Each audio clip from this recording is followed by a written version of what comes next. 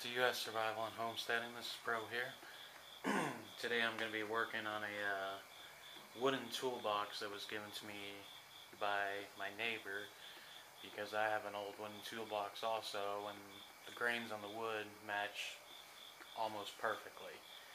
Now granted, they're both really old. I know mine's at least 40 years old. He said his was around 35 to 40 right in there.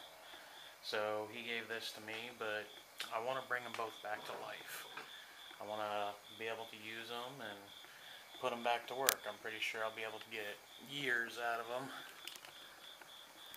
So, this is the toolbox right here. It does have a few problems. Down here there's a slice in the wood. So I'm going to fix that. I'm going to fix the nicks. I'm going to sand it down. I'm going to fix the hardware. So first things first, I got to remove all this hardware. And yes, I have electric tools, but I don't always like using them. I like to be able to get hands-on with stuff. I feel like you're closer to a project when you're not using a bunch of power tools. And granted, power tools are great, they make life easier, but a lot of times when you do stuff so quickly, it can cause flaws. Now I am going to be using a hand sander on this, along with just using my hand to sand, but it's all with certain things. I can break out my power screwdriver and drill and my electric joiner and everything and do stuff that way, but I don't want to. It's easier for me to look back and be more proud of something when I know I've done it myself. Now, this hardware is going to have to be finished. Obviously, it looks like it was meant for something else. I mean, they're old, they're rusty, but it can be brought back, and I plan on doing that. So, let's just get these next two knocked.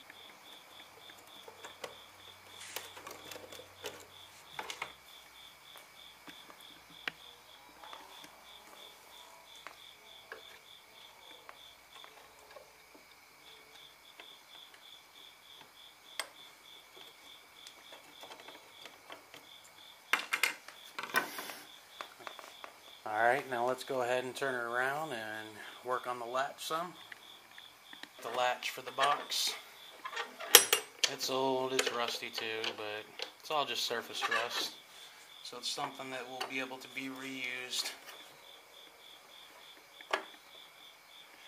So I'm just going to go ahead and take this out too, because I don't want any of the hardware to interfere with my sandpaper. And I want to be able to clean it up and do it right. Plus I want to be able to restore the hardware, and I'm not going to leave it on the box to do that. You know, when I do stuff, I like to do it right, and I like to be clean. What's the point of restoring something if you're only going to do it half-assed?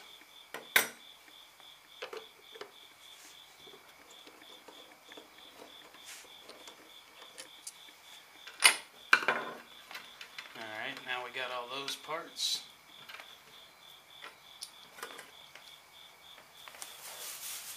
Keeping all my parts together over here in a plastic bag.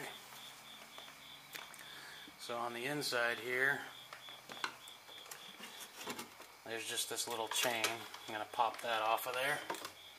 But I took the hitches off first because I wanted to be able to lay it flat to take this off, because it's not screwed in or anything. There's a staple in it.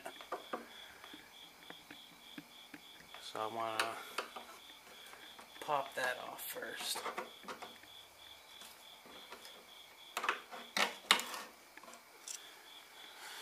It's an old staple. I might modify that and do something differently there. So that's all our hardware out. So now that we got that all cleaned out, time to start sanding and finding the original surface of this wood. Alright, I got my palm sander out. It's also referred to as a detail sander. I'm going to start here with some 80 grit sandpaper because this thing is pretty rough and is going to need something a little heavy to start. Oh, here we go, let's jump into it.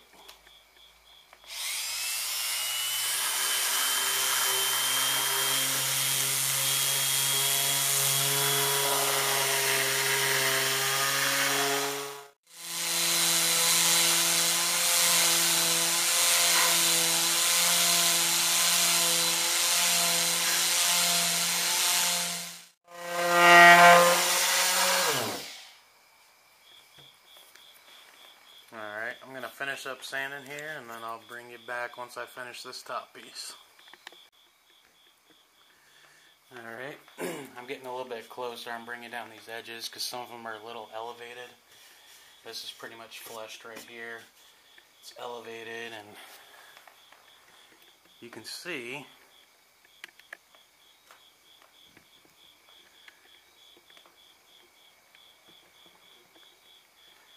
that crack is very defined. Somebody probably hit it with a circular saw. So I'll be fixing that later on, but I'm still just sanding around the edges, trying to level everything out, you know, make it more flush. Checking it with the square every once in a while, but I'm going to keep sanding away at it and keep working on it. Alright, I've finished the rough sanding.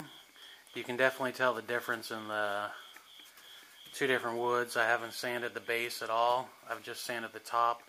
It's got a lot of rough corners. A lot of this was elevated. So, like I said, this is just a rough sanding to start because I'm going to have to patch some holes and fix some stuff on here. I'm also going to rough sand this too. And then after I get done rough sanding everything, then I'll go ahead and start patching the holes and fixing the wood best I can, and we'll keep moving from there.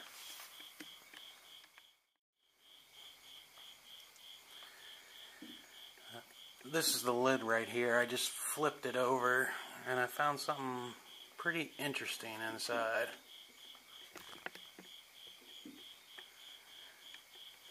See if I can zoom in, get you a clear picture. Says CF to CD 1943.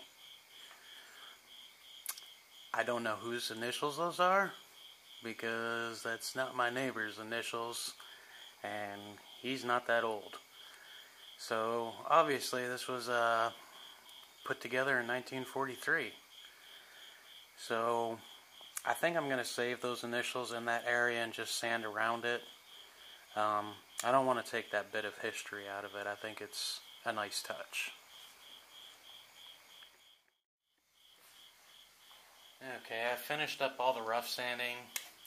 Now what I'm going to do here is just take my silver Sharpie and I'm going to go around and mark the spots that I want to correct in the wood.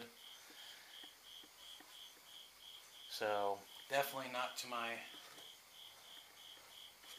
final sanding yet, but this way I can go through and once I make my mixture, I'll know exactly where I need to fill and stuff, and that way I can let it dry overnight. So I'm going to go ahead and mark up everything that I want to fix, and then we'll be back.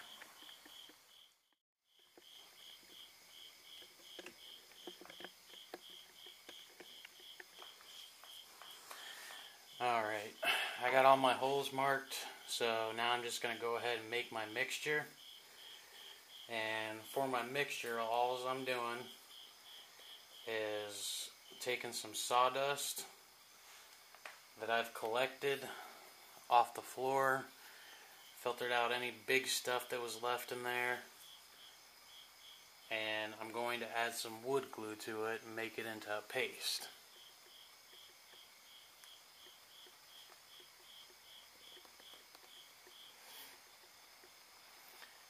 once I get the consistency I want, I'll take that paste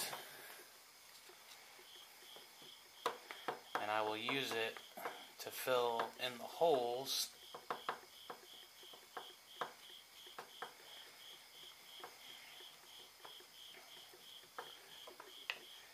this way. I can still kind of keep the same color wood on there for when I go ahead and do my finish on it. These things will still kind of show up a little bit, but it's nothing serious, because after you get done with this, you're going to go ahead and sand it down. So there's my bigger one right there. That's the biggest hole I got to fill in the whole thing.